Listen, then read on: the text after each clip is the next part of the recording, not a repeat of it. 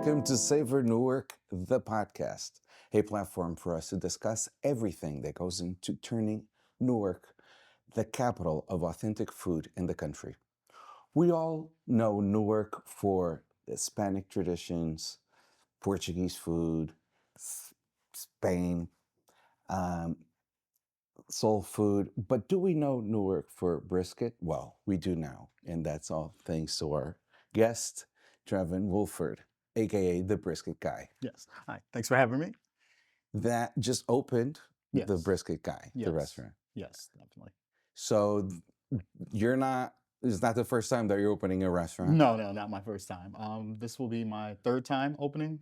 I was open in Maplewood before, and I was open in Springfield, and I opened originally. My first restaurant was in Garwood, Loaded Burgers and Barbecue, and that's where I got the barbecue bug Hmm. from starting there. So, And what made you now come to Newark? I just felt like it was the right time. I was born and raised in Newark. Always traveled around and always like love coming back to the city and love seeing all the new changes and then connecting with like old friends, new friends, seeing like where the progression has gone. And then I always had people who just most of my customer base was in Newark, even when I was in Maplewood. So it was just nice to like when I finally announced like, hey, I'm opening in Newark, a lot of people saying finally, we've been waiting. And I think one of my first YouTube comments was, you should really open in downtown Newark. And I figured, it's about time. Hmm. Yeah. Halsey Street to be Yes, more. Halsey Street. Yes, 47 Halsey Street. Very good. Mm. So why the whole smokehouse Mm. and why brisket in particular? Because I grew up as a chef, like with my family. I've cooked a bunch of times. I had families that own restaurant, friends that restaurants who I worked in. And then even when I went to culinary school for a little bit for myself, I worked in a couple restaurants and I was like, you know what? Chefs don't retire, they die. And then, you fall out of love with it. And then you're like, okay, you kind of find out the reasons why you like it again. And I kind of like the community that food always built. So I kept thinking to myself, like, what food does that? Because I love cooking, I love serving people, but I don't love doing like tweezing plates and stuff like that. So I was like, well, barbecue brings everyone together. Like, no matter where you are, race or anything, barbecue is just amazing. So, like, smoked food, no matter where you have it, you'll think of an uncle on the grill. If you smell smoked food in the air, even on a winter day, that day feels a little bit brighter. So I was like, okay, let me try to master this craft. And then I realized brisket was hard to do, and no one else was doing brisket in Jersey at the time. So I was like, okay, let me see if I could do it my way and put my spin on it. And then I started in a backyard and just slowly was like, oh, I'm falling in love with this again because it's fun taking like a big piece of meat that looks terrible until you trim it and just leaving it alone, smoking it, just harsh elements and seeing what happens. So I was like, falling in love with that made me go, okay, brisket is what I like to do. And smoking food and barbecue is what I like to do. hmm. And what do you think that makes your brisket so unique and makes you claim the title of the Brisket Guy? I think I've just made more briskets than a lot of people, so I got better at it at time. It's like you have a couple people that's like, "Oh, I made a brisket here and there," but I think I've served 10,000 people or more with brisket from like through my whole lifetime, from the backyard to like pop-ups to everything I've done. So the people gave me the name. Like I didn't want the name the Brisket Guy. I was really against naming the restaurant something that was like central to me until like people just kept calling me the Brisket Guy. Like, "Oh yeah, just Trey, he's the Brisket Guy. Yeah, that's the guy that brings brisket." And I was like, sometimes the perfect name is there. So I was like, all right, I'll take the title and I'll just be that guy. And then I think the simplicity that I put into it is like I don't ever want to serve people like when you get brisket now, you have like the fat that people don't like, and then you have the fat that people do like. But most restaurants will keep all the fat on there just to get it out, just for the weight. Me, I'm a very picky eater. So when I trim my briskets and season it and everything, it's just from a picky eater's aspect. Like, what would my mouth feel like if I'm eating this great piece of meat and I get that one chunk of fat that's inedible? It's like it ruins the whole meal for me. So I was like, when I carve and everything like that, I realized that's what connected people with me also. Like, especially when I get parents that come to me, it's like, my son's a picky eater, but he loves your food because I just appreciate that. So that's what kind of makes it fun for me. It makes my brisket like stand out. And I just do salt, pepper too. So a lot of people try to like overcomplicate it. It's just salt, pepper, wood. Hmm. So But that love for cooking mm. this came from your family. Yeah, my family, friends. I think it started when I went to University Middle School in Irvington, and we had a home ec teacher, Miss Gladys, and she showed us how to make like English muffin pizzas. And then like fast forward 2 weeks later, My mom had stomach surgery, so she couldn't cook. Me and my friend Chris, we got money from my uncle from a construction job.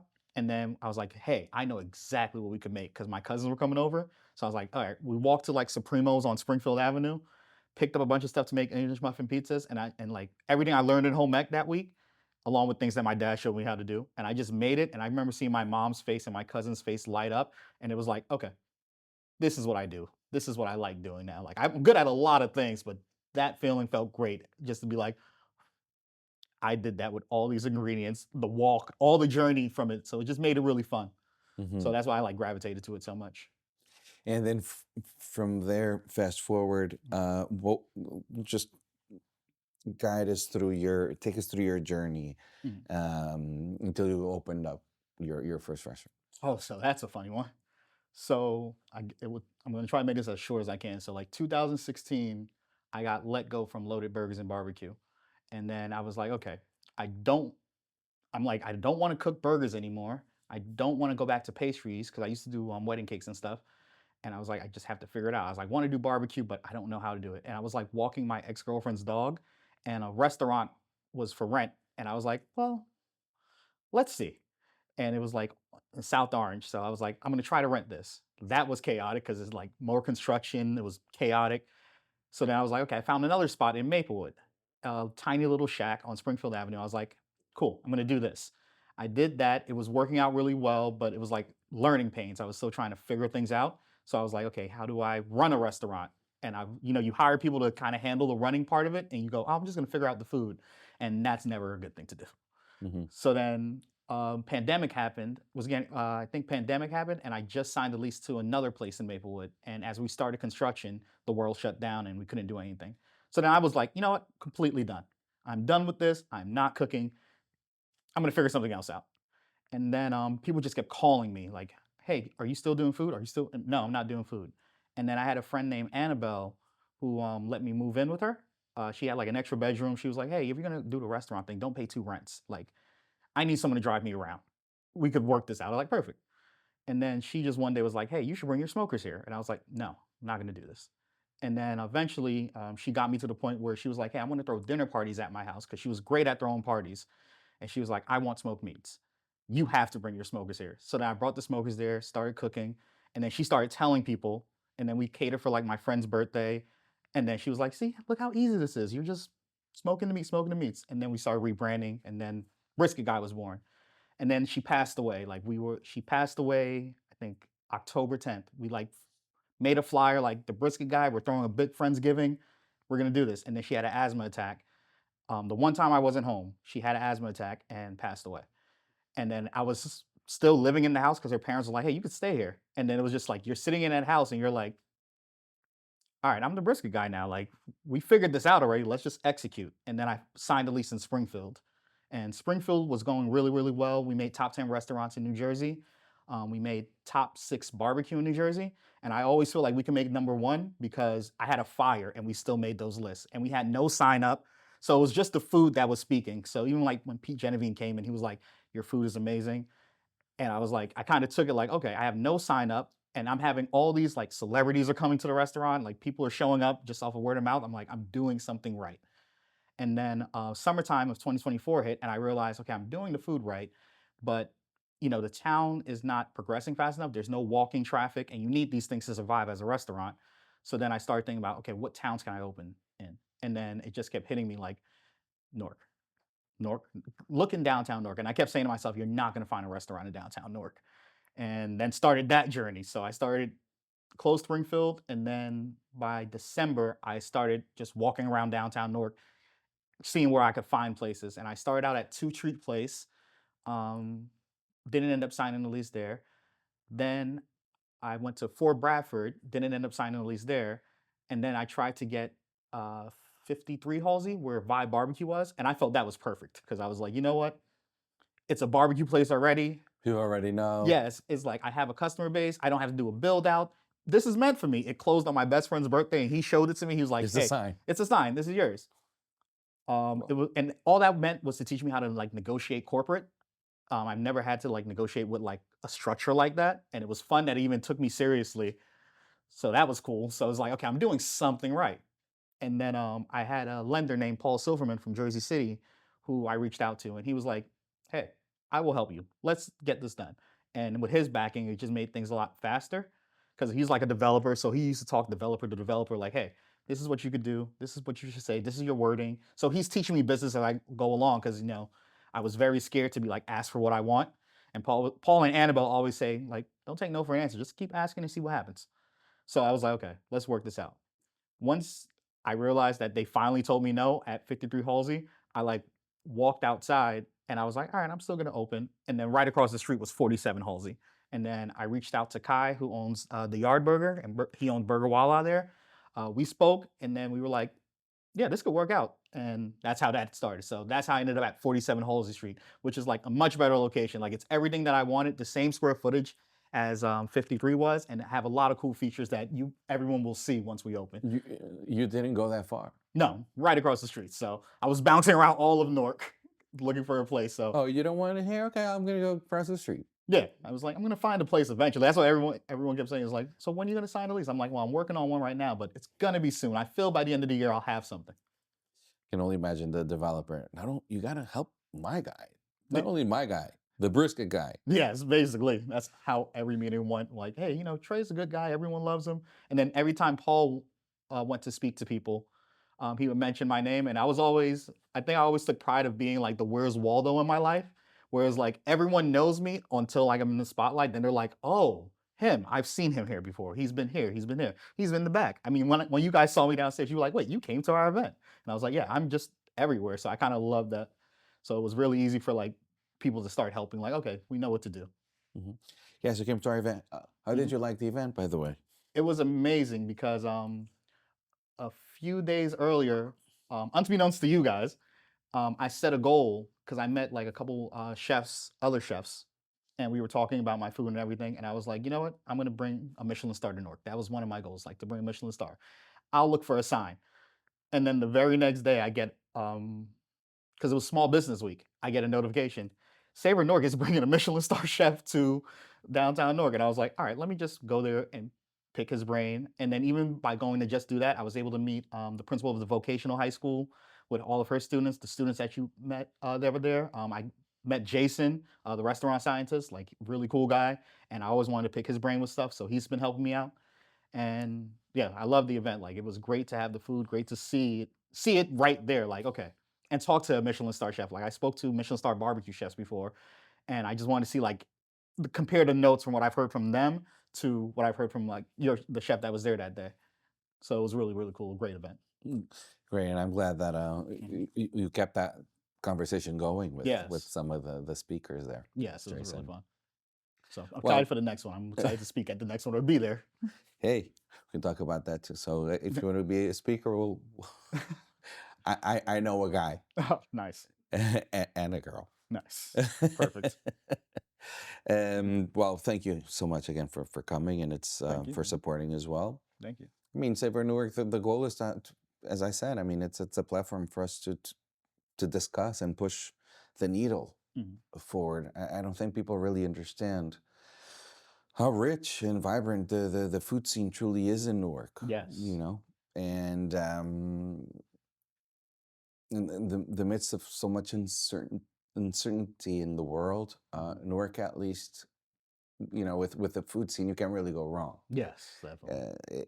It reminds us of the true flavor of real and authentic. You That's what I know, love about it too. And so I think that's a great contribution from Newark to the world. And now brisket. mhm, Um, when you thought of Newark, y- you felt that you thought of Newark because Newark is mhm, happening, or there seems to be this rhetoric and momentum around the Newark Renaissance, mhm. or you felt that there could be a- a place for you Mhm. in the barbecue Yeah. field. I felt like there was a place for me because, like, again, I grew up in Newark too. Like, I love everything on Ferry Street, like even when I was a kid, and like Portuguese barbecue is great. I think the other barbecue that's comparable to me is like I think City Rub. I don't consider that. I think Yeah, that's Newark, but I forget. it is. Yes. So I felt like there was a place for me because like there's a lot of great restaurants here. Even on Halsey, there's like Just Fish. I'm taking over where Kai was at Burger Walla, and he has the Yard, which is The really yard is good. amazing. Really good. You have So is Just Fish. yes. We love Gary. You have who else? I was gonna say Kilkenny's, but they're not there anymore.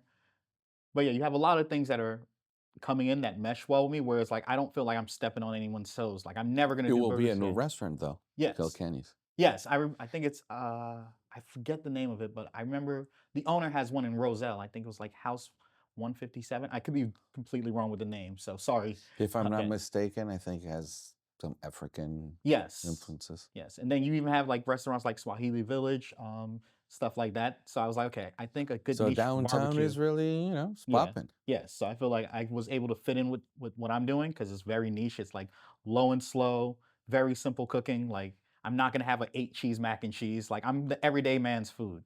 Like that's what barbecue is. It's like you come to me to celebrate and pick yourself up. So Mhm. that's why I look at it as like, okay, Comfort. yeah, comfort. Without like the bloatiness of it. Because again, I even though I'm like barbecue and indulgent, everyone feels great at the barbecue except for that one person that either drinks too much or eats too much. So I have that perfect balance of okay, I'm full, I'm happy, I can continue my day.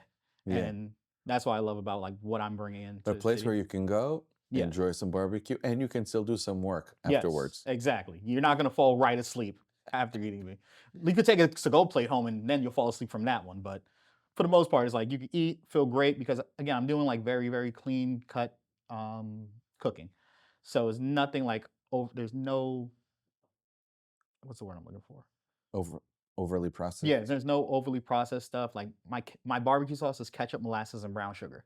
I'm not gonna add any thinners into it. I'm not gonna try to go too crazy for it. It's like I want to keep everything like simple and nice. And I think people forgot about how simple food used to taste, like mashed potatoes. I always say like Mac and cheese, mac and cheese, stuff like that. Is like people overcomplicate it, where it's like, hey, just butter, cream, collard salt, greens. pepper. I have a vegetarian greens that we're making. We have a lady, Miss Beverly. She makes an amazing kale salad. She lives right across the street, so she'll be coming in to make the kale salads for us because that's going to be my one vegetarian item. And then I also have like the beans. The beans are vegetarian also, so you could add meat to it if you wanted to. But all the sides So are there will be some gluten-free. vegetarian options for the Yes. ones that are. So vegetarian, not completely vegan, but vegetarian. Mm-hmm. Yeah. Very good. So you grew up in Newark, Yes. in Irvington, you said, right? Yes. How has growing up in Newark molded you into the entrepreneur man that you are today? Made me really resilient. It taught me not only to not take no for an answer, but just to kind of just keep going. It's like ask for forgiveness in a sense. um Patience, that's one thing you learn, and then it always taught me to like observe. So even with food and like what's going on in the world with small businesses, is like I could be optimistic and say it's a great time to be a small business because we're seeing how badly things are going for corporations because they're not giving the care to the customer right away, compared to like if you complain about my food, you're complaining to me, not an email, that a chat bot and stuff like that. So that's something that Nork taught me, to build up that skin to take accountability of, hey, this is messed up. Okay, how can we fix this? What do you need from me? Okay, I'm sorry that that didn't come out good. Is there anything I can do to make this visit better for you? Like, did I exceed your expectations? Mhm. Like stuff like that. So that's what Nork taught me is, and it was really really fun because when I was growing up, we had a lot of things to do. So it was even fun to see like the people. I break dance, so my Yeah. friend Rich, he Rich was Nice. yes, Rich and Ice. We're in the same breakdancing crew. So it's nice when you see things like that happen. You You see also went to Paris? no, I didn't go to the Olympics with them. I was open in Springfield at the time, so it was really, really fun. Even watching that, like seeing like one of your friends who you used to wait for the 27 for, because Rich went to NJIT. So it was like we used to meet at a cross point and just, all right, yeah, let's go to practice. Let's do this. So seeing all that, it kind of prepares you for everything that's happening in small business. Whereas like even with dancing, it's like, okay, the first time you do it, you're not gonna look perfect. And as you keep going, it's like, all right, you get better. So that's how it prepared me for business too. So I use that same mentality of, okay, I'm prepared for this. Let me ask for what I want. Don't take no for an answer and figure it out as you go along. Because one thing about Norg is like you can get knocked down every now and then, but you're gonna have to get back up eventually. Mhm. And luckily you'll have some people that will help get you up, but you still have to be able to be like, okay, what am I doing next? Build that resilience. Right? Yes, exactly. So it Mhm. made me very, very resilient. So yeah, dance. in this case, breakdance is also part of the hip hop culture, Yes. right? So, and Newark is also has a great tradition Yes. of hip hop.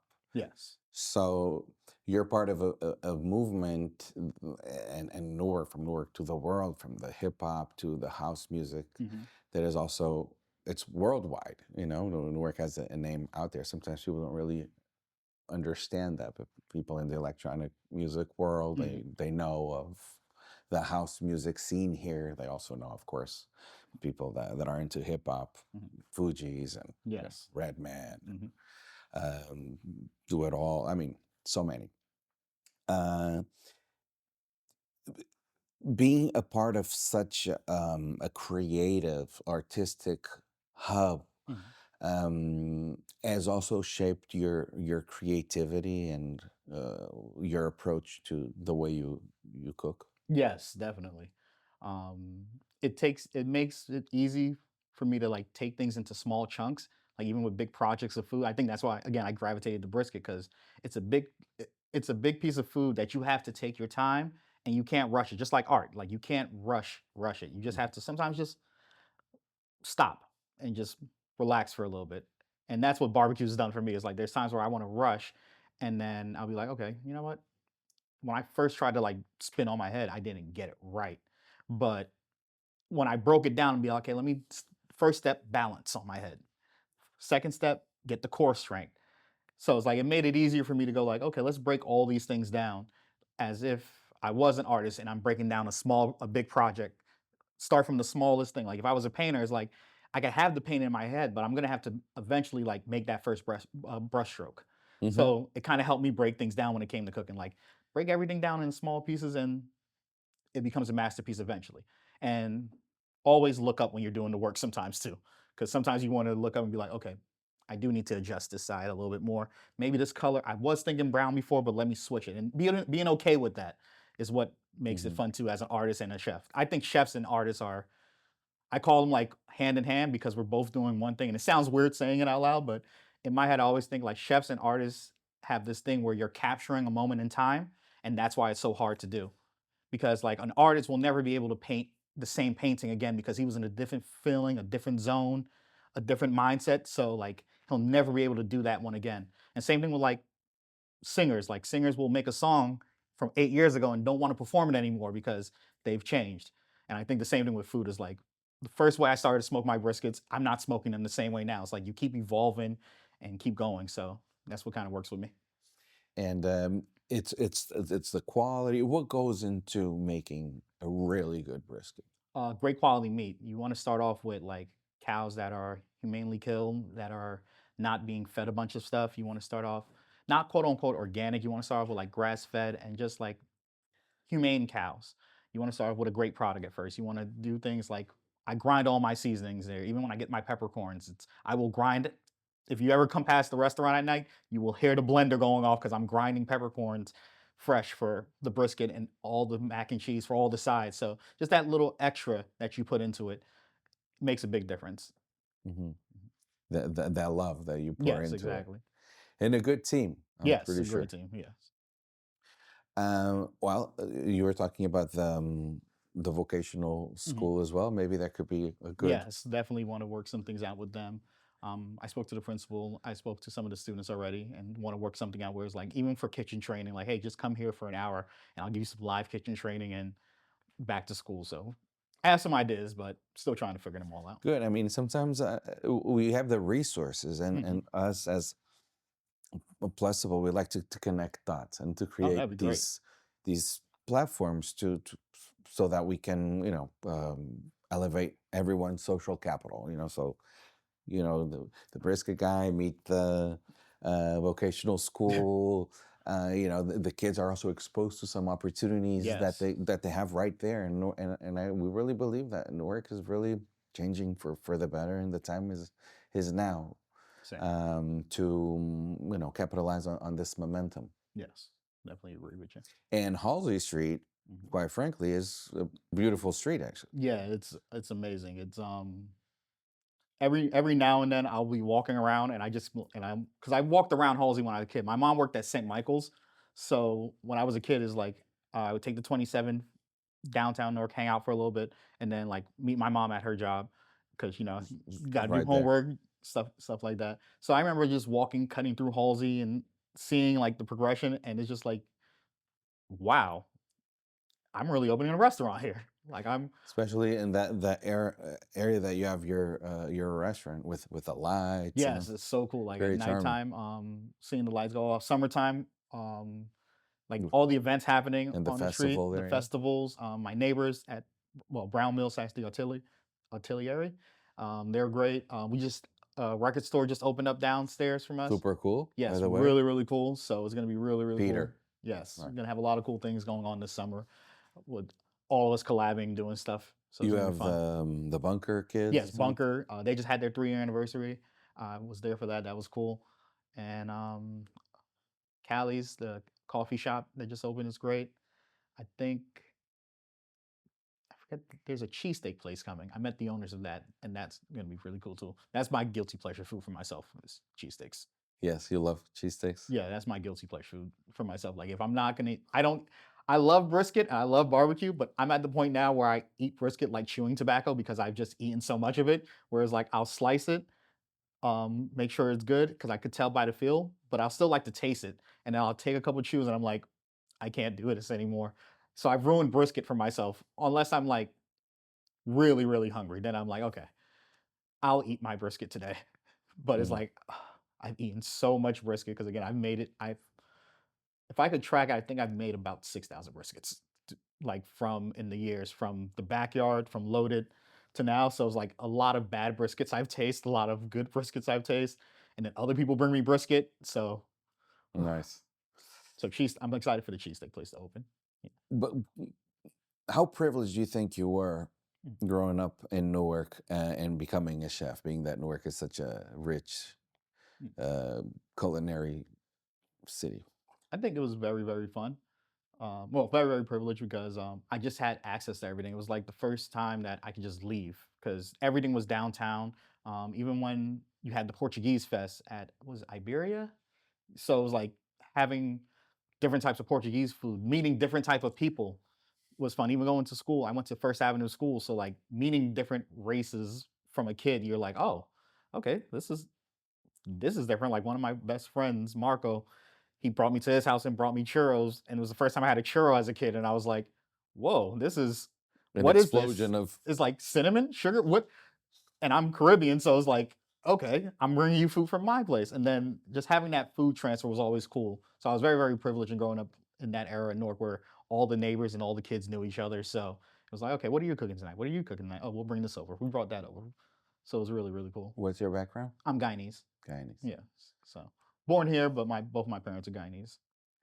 Nice. Mhm. Um, you were telling me about the Portuguese barbecue. Portuguese barbecue became very known in here, but Portugal, unlike the United States, Mhm. we don't. It's not that we have a huge tradition of barbecue. Mhm. Brazilians do. Yes. It's like the with the whole rodizio, Yes. Argentina, Uruguay, Mhm. those countries. We have the we keep it simple. Yes. That's what I love about it. It's chicken and ribs. Exactly. Why complicate? That's why I loved it so much as a kid. It was like you get a platter, ribs, rice, French fries, all the things I needed, and then a cup of red sauce. And It's that's like all I needed. maybe salad. Yeah, Salad. maybe. If it was there, I didn't eat it all the time, but it was there. But yeah, But that's but, what I loved about but it. they Simplicity. remind us, although Portugal is really not known for its barbecues as much. Like when we think of Portuguese food, we think of seafood, we think of Yes. codfish, Yes. and a lot of other dishes. Portuguese barbecue is like one of those fast. Yeah. What are we gonna do? Oh, get a chicken, and that's it, kind Exactly. of thing.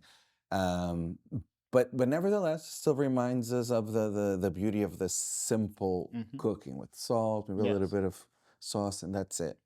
And fire and charcoal. So same thing like what I'm doing. It's just wood. It's just wood and fire, and then meat. Hmm. So that's what made it so great to me as a kid. And tasting it for the first time was like, whoa, how that perfect salty skin was just something I fell in love with. Like from the chicken to the ribs, it was like, I'm gonna actually get it now. After this, I'm gonna go get some food. Yeah, sometimes with Very street barbecue. yeah, Yeah. It's also our favorite. Oh, he's like, I'm now thinking about, well, I'm close enough today. It's funny because Ferry Street Barbecue is actually really well known. Sometimes we're outside and like far away, people are like, "Oh, Ferry Street Barbecue." They used to have lines outside. Yeah, I remember. And we're like, "Yeah, Mhm. I'm not gonna tell them, no, don't go there." Mhm. No, because I really think that Ferry Street Barbecue is the best example Yeah. of barbecue, and not only that, one of the best kept secrets in Newark. I feel in the Portuguese culture. Mhm. We are known for codfish, right? For Yeah. eating over cooking codfish in over 1,000 different ways. No. Definitely, and when you think of codfish, you think of maybe going to a upper scale, like Mm. a restaurant that is not as barbecue fast Yeah, yeah. turn around. It, I think that we think of maybe a Dega or Mhm. other Ciabras, Mariscara, like other types Yes. of restaurants that are you sit down, it's for the experience, seafood, this. Mhm. But in my opinion, definitely the best grilled barbecue that you Mhm. can have, and that I've had in the states were actually it was actually at a Ferry Street Barbecue, Yes. and people don't know that. It's just that you have to order it, with time. You Yes. need to, you got to call me with 45 minutes in advance. That's what he says, Tony. Shout out to Ferry Street Barbecue. So all in all, I just think we're very spoiled, Yes. and I also um I we really admire a younger generation of chefs that are coming to Newark, Mhm. because you automatically this is like it's almost like the big boys league. Like when you come to Newark, you cannot come to Newark with Mhm. some half-ass. Like you have to be like a reference in your segment. Like you're the brisket guy, Yes. so like you're people have you as one of the best in the state, Mhm. if not the best, so um it takes courage, but it's also a testament that if you're here, it's because you're really good. Yes. That's what I love about it. It's like no matter what I think about myself, like every entrepreneur has a little bit of imposter syndrome. So it was like always nice to know, like It's good to keep ourselves grounded. yeah, exactly. But it was even for me, it was always nice to know like a lot of my first hires were customers. So there were times where I was hard on myself, like, hey, I'm gonna throw this out. This doesn't taste good. And my friend would grab it and be like, no, don't. This is amazing. This is actually my favorite part. So then I had to get out of my head, like, you know what? I'm doing something right because I can't be messing up all these briskets. Like everyone loves them, so I'm doing something right. So it's really good. And then Did you find yourself insecure at first? when I think like towards reopening in Springfield because I took a break for a little bit and Annabelle was one of my biggest supporters, and then when she wasn't like there to boost me up anymore, it was just trying to figure out like, okay, what do I do? Like I don't have any because she was in the restaurant industry too. She worked at Yankee Stadium at a bunch of steakhouses, so she was always front of the house. So we always used to have front of house, back of the house conversations. So it was like I was like, okay, do I really want to be the brisket guy? Do I really want to be the guy that's face forward of the business? Like I always love being in the background. Just leave me in the kitchen. So like that transition was very weird for me to be like, okay, let me talk about my business now. Let me post to Instagram. Let me post on TikTok. Hey, this is what's going on. So like the first couple moments, I was like, "Hey, no one's gonna like this. No one wants to hear from me." And then I started seeing articles pop up about me, and I was like, okay, people do want to kind of hear something. And I was like, okay, the food is good. That's one thing you could take. No one says the food is bad. You can fix everything else after that then. Because if your goal is just the food, you got that right. So just build on top of that. Going back to like breaking down the big chunks is like, okay, I have the food right. Now I just have to like learn how to talk better and talk to people. All right, I could do that. Let me just relax more and not think as much. You didn't. You weren't a people's person. I was a people's person when I wasn't doing work. So like when I worked at Loaded Burgers, that broke me out of it too because the grill was right there, and we made top 5 burgers in Jersey at the time. I think it was the year that Krug's was number one. We were number five, but the grill was right there, so customers would be talking to you as I was on the grill. So I had to break the habit. So like there was times I'll be cooking like 8 burgers on the grill, and a customer would be like, "Hey, do you have any ketchup?" And then it started to change from "Do you have any ketchup?" to "Hey, one time in third grade I ate a pencil," and you're like, "Oh, okay, this is the conversation we're having now." And then Like you start talking to people more and more, and one time in third grade, I ate a yeah, pencil. It was like, here's your ketchup. you're just sitting there and you're like, all right, they're not gonna stop talking to you. So maybe this is interesting to them. Like maybe they want to. Okay, It was the summer of 1969. You're like, oh, here we go. yep. That's why I don't talk to people at bars anymore, because like I have a face at bars now where people just start confiding in me. So my rule when I go out to You have bars a now, pleasant look. yeah, You're a likable guy. exactly. So my rule is when I go to bars, just look at the TV. So I will just stare at the TV, and you can see someone like making eye contact, and I'm like not doing it, because as soon as I You- turn around, hey, this is a really good game, right? Yeah. So in third grade, I wasn't hugged enough. What? Why? So, if you so go to a Latin Hispanic restaurant, you go there, and oh, the novella is on, but that's what's gonna be. I'm gonna be watching it. It's a Mexican soap opera. This is what I'm gonna be watching. No, 100%. novella. 100%. I will just. Stay there. Mhm. This is the best part. So, I'm actually learning Spanish by watching this show today. So you're actually Don't interrupting interrupt me. my. Yeah. I'm actually watching Jose and Maria. They're actually having an Exactly. argument. The dramatic close-ups every time. But that's awesome. But I'm glad that I mean, in the process, there's a lot of growing pains, right? Yes, definitely. And it takes a lot of getting out of our comfort zone. Yes, exactly. Because And now you're from being socially awkward. I don't want to talk to you as your ketchup, and please leave me alone. Now you're the brisket guy that people know as the guy. yeah. So, Does that come with a sense of responsibility? Comes with pressure? A little bit of both? It's inspirational. more You position inspirational. yourself here. Now you gotta. More inspirational, and like it gives me something to. It's one of the reasons why I will never, as of right now, like never sell my business to like a big chain, because I feel like calling myself the brisket guy is like, yeah, you got to show up and improve. Again, I'm hip hop, I break dance. It's like no matter what you call yourself, what are your moves? What are you doing?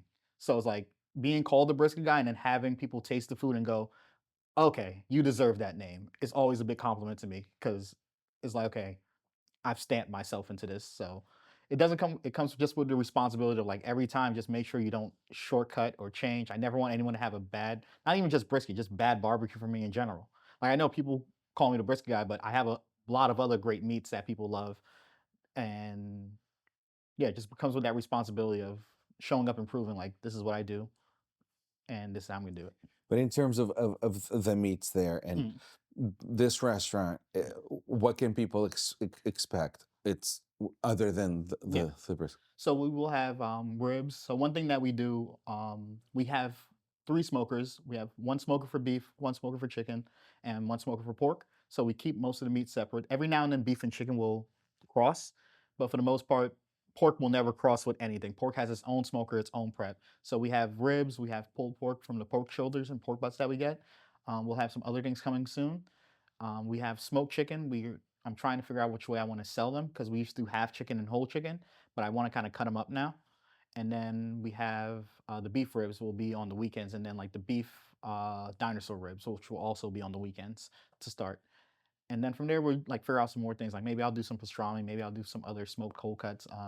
I love cold smoking things, so like cold smoking cheeses is really fun. So I've been experimenting with like smoked mac and cheese with like smoked cheese, different cheeses. So that's been fun. So So there will be burgers too. no burgers No yet. burger. Collabs. I'll do a collab with like, if Kai ever wants to do something at the yard, we could figure out something together.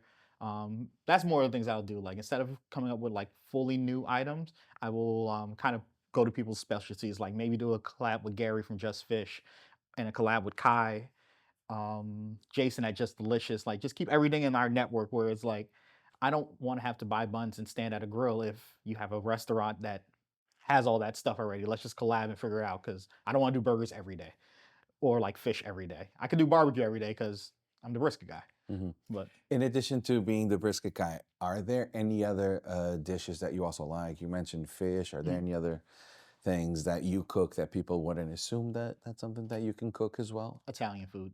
I am really, really good at cooking Italian food and pasta and stuff like that. Like I love making.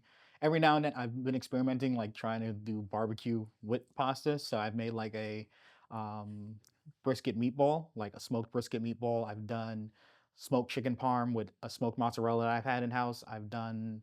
I smoked like I cold smoked like some pesto to make like a smoked pesto sauce. And then as I was doing all that, I ran into a guy named wow, I am blanking on his name right now, but he does pizza. So he's been in the kitchen with me and we've been working on a bunch of stuff. We had like our small pizza pop-up recently. He owns Pink Salt Pizza, so we've been working together. So it's been fun scratching that itch with him because he's like pizza guy and he's been helping me do all that stuff. So collaboration. Julian, his name is Julian. Julian. So you're all about collaborating and empowering locally as well. Yes, definitely much more fun because I figured, it's easier to, if we all could move the burden as small businesses, instead of me trying to grab all the money and do it myself, it's easy for me to, hey, you do burgers, let's collab. We're all in the same vicinity. Like your customers could walk to me, my customers could walk to you, or we could give them a meeting point and just collab together. Hmm. Like throw like a small food vessel where it's just local businesses. That's one of my dreams. Does that come from the breakdance culture of having some sort of a hip hop collective and people like to collaborate and all, or A little bit of that and a little bit of just I look at it, I guess the best way to say it is like you ever see like an old 80s action movie? Like even though you had that one guy who was unstoppable, there was always that scene where he's like, I need a team. And he has to go like recruit people. I always the just 18? yeah, it's like I always want to recruit that because I'm not always going to see everything. Like I may try to be making burgers at my restaurant, but there may be things I'm overlooking and the brisket quality may suffer. So instead of doing that, let me talk to people who have that type of restaurant and work something out where we could collab. Same thing like with me making pickles. Like I can make a great pickle, but I don't think I'll have the time to slice up all the cucumbers and make it how I want it all the time. So let me find someone who makes nothing but pickles. Hmm. Just like how I'll be the brisket guy. Let me find the pickle guy, who ironically is the name of the company that we're using, the pickle guy. So stuff like that. Very good. Um, how do you see the future in Newark? Wow, it's You that grew up in Newark, so you kind of saw some, mhm, you have seen some patterns, yeah. some changes. I'm actually really, really looking forward to everything that's coming. Um, from the buildings to the people to just like the new generation of kids who are coming up. Like it's going to be really, really fun to interact with um, the new generation as they're coming up to have a restaurant like mine's in the city where they could come grab food and stuff like that, or even like work at the restaurant to be like the summer job for some of these kids and residences. So it's like nice to see even just the buildings coming up is like really, really cool to just look up and be like, oh, wow, that's like everything at NJ Pack fascinates me because I'm like, I've been around here so many times and I would have never in my wildest dreams thought like, okay, they're building on the waterfront now. Like, this is cool. There's going to be Mhm. apartments, restaurants, like more people. Even the migration of people, I didn't expect like the people moving from New York over, the people moving from Texas over, and stuff like that. That's why I've been getting a lot from and excited to Might be a see. good sign for you. Yeah, that's another cool thing. I did not If you want expect that that. southern Yeah, hospitality and did not southern expect that at flavors. all. So many people were like, "Oh, I'm from Texas, and your barbecue is just as good." I'm like, "Oh, did not. Why are you all moving up here?" And I'm like, "Oh, well, a lot of people from Jersey are moving down south." So I'm like, "Okay, now it's just a switch." So seeing all that in real time, even with Newark, with the buildings that they're building, the businesses that are coming in, is going to be really, really exciting. Just to see what it looks like in the next 5 years, and even with the World Cup and everything happening, it's going to be interesting to see how that all goes. Mhm. Mhm. Have you gotten a chance to visit these other places and destinations around the country that are known Mhm. for briskets, barbecues, or Yes, I down south? yeah, I went to like Aaron Franklin, of course, at Franklin's Barbecue. I have to make a trip down to Goldie's soon. I'm going to try to do that in the next 2 days. My birthday's coming up, so I'm like, I'm going to go before I open. And then I went to Destination Barbecue. It was good. Bark Barbecue in Brooklyn, Tito Rose Barbecue. Yeah, so I've been to a lot of great spots, and I'm like, oh, I love them all. And you get some inspiration, Mhm. and you feel that uh, you're in a strategic position to kind of make it better, or your own approach to what you think that's already working, and eventually try to take it to a different notch, Oh yeah, to a different definitely. level. Yeah, definitely. It's like you get. one thing about like all pit masters, because we all kind of do the same thing in a sense, it's you get to like work things out. Like even when you talk to certain pit masters, you'll be like, oh well, my briskets are coming out a little bit like this today, and they'll be like, oh well, do you trim this way? Try trimming this way and see what happens? And then I'm like, oh, that solved my problem. So it's like a very, really good community of people who are like, hey, we all know what it's like to wake up at 2 in the morning. I think every pitmaster and maybe business owner too have had that feeling of you set the meats to go smoke and you have to leave it alone for like the next 6 to 8 hours, and then the fire goes out and you find out at hour 8. And now you have to start over completely. So I think that pain makes it easy for all pitmasters to be like, hey, this is what you should work on. This is what you should do. Hmm. Make sure that your fires look like this. Make sure this is happening. And then you add your own twist on to it too. It's like, okay, I could take what Tito showed me to do and I could do it in my own way. I don't have to like copy his recipe completely. Hmm. So it's really, really fun. What do you think that makes an excellent pit master? Patience. Yes. Definitely patience. Cause it's like you have to trust the process. Like you have to, no matter what you do, you can't rush it. When you do, you're not going to have a good product. So I think you have to have the patience to be like, okay, you know what? If I have to smoke this brisket for 16 hours, I'm going to smoke this brisket for 16 hours. I have to make sure that the fire is good. I have to make sure that I'm not opening the smoker every now and then. Because that's a lot of things. Because I made so many briskets. The first 15 briskets I made were terrible because I kept going downstairs. Oh my God, is that too much smoke in there? Hold on, let me open the smoker. Okay, no. Is that this? Oh, is it too dark? Let me. Then one day I was like, just leave it alone. Set it and forget it in a sense. Hmm. So you have to be patient to just Have you be a had pit master. have you ever had any moments in the beginning of your career that you questioned and you were kind of you were nervous, Mm. like in 16 hours I'm gonna be waiting 16 hours and I'm not sure if this is gonna work? Oh yes, a bunch, Wow. way too many to count. I mean, 16 hours of agony like that, like the investment, the time is. Oh, there's been so many times, especially so even before the last straw that I had when I was done cooking. My friend Annabelle was like, "Bring your smokers to my house." We were catering my friend's birthday party, and the smoker was in East Orange, and we lived in Elizabeth.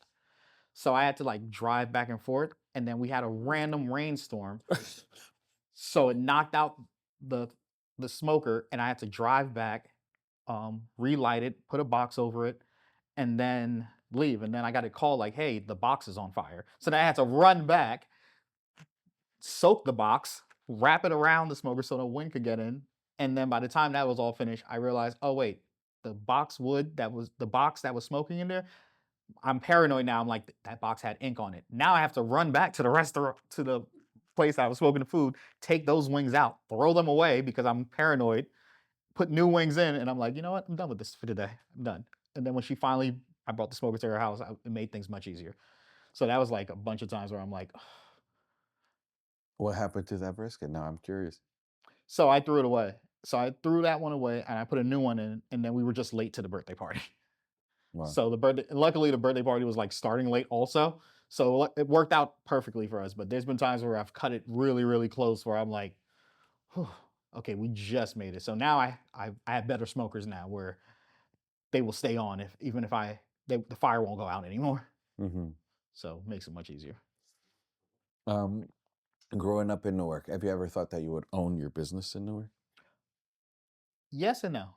I didn't know what I would own in Newark, but I always said I wanted to do something here. I used to go to Flip City a lot, so it was a lot of being in downtown Newark. So I always like would stop at the GameStop and Broad and Market, go to McDonald's there, and I always be like, "Oh, it would be really cool to own something here," but I don't know what it is that I would do. So it was really cool now as I'm walking around being like, I food was the last thing I thought it would be. I thought it would be like a dance studio. I used to do stand up. I thought it would be like an art space or a creative space.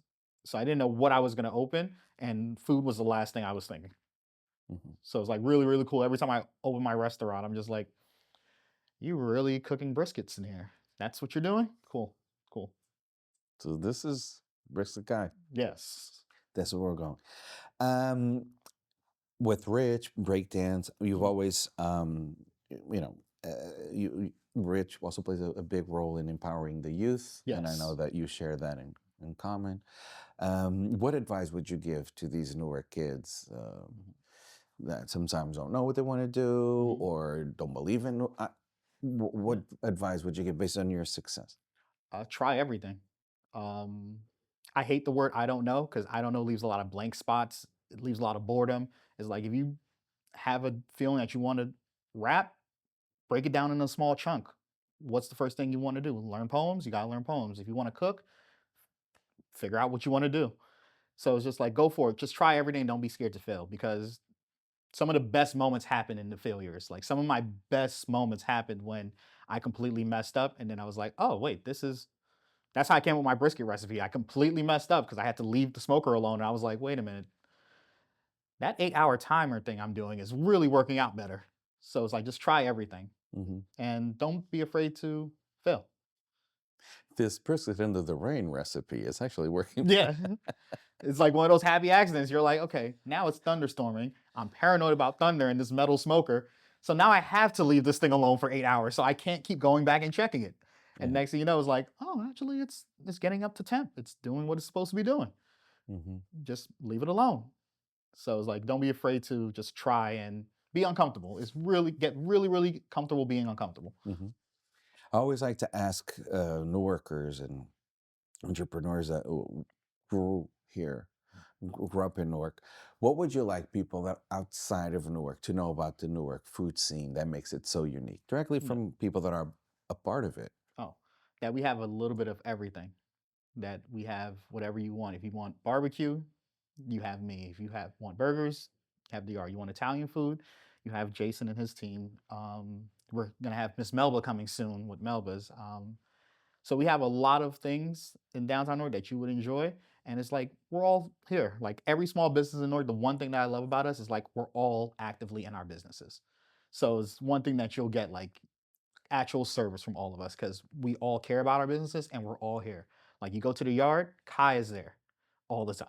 So it's like go to Just Fish, Gary's behind the bar. So that's one thing that I would like people to know is like, hey, when you come here, your money is being taken care of because you're actually not only helping small businesses, we're here to serve you also. And Hmm. we take pride in serving you. So I want people to know that too. Like, hey, we all do this because we love people. And you can tell, and there's a certain, they're all pretty warm people too. I mean, Yes. you guys are all very nice, Yes. So sometimes people think of these big cities as tough cities, and Yeah. people are always like fast. But when you go to Newark, there's a certain level, there's a certain sweetness to Yeah. Newark, It's right? nice and relaxing if you could get to it. Yeah. I'm also a big fan of the yard. I just recently tried their fried rice. Oh yeah, they had that whole small menu that he had. He had a special menu recently, and I was like, I'm like, whoa. it gave me an extra 10 pounds. That and the fries. I always get the Zazie fries. Yeah, eh, I got to do something about my pounds as well. Um, so the future is bright, and the Newark culinary scene is vibrant. Yes, very. Hmm. Like I see a lot of great things coming. Hmm. People that would like to keep in touch with you, Mm. follow you, where can they find more information about the Brisket Guy? Yes, you can follow me on my Instagram, the Brisket Guy NJ. The same thing on TikTok, the Brisket Guy NJ, and same on YouTube. And then you come visit us at 47 Halsey Street in North New Jersey. And what can they truly expect from the Brisket Guy? A great time, comfort, great food, a couple laughs, and just a relaxing day. Like your favorite barbecue indoors. Hmm. Mhm. Is there anything else you would like to add that I didn't ask? Uh, no, just this is cool. Great Thank you. conversation, Thank you. Javon, the Brisket Guy. Thank you so much. Support local businesses. Don't forget, if you want to see him, he's also going to be a part of our Savor Newark 2026. Is Yes, definitely. great supporter. So you'll hear it directly from the source as to us. See you next time. Until then, follow us at Savor Newark and also at Plusable_PR. Thank you.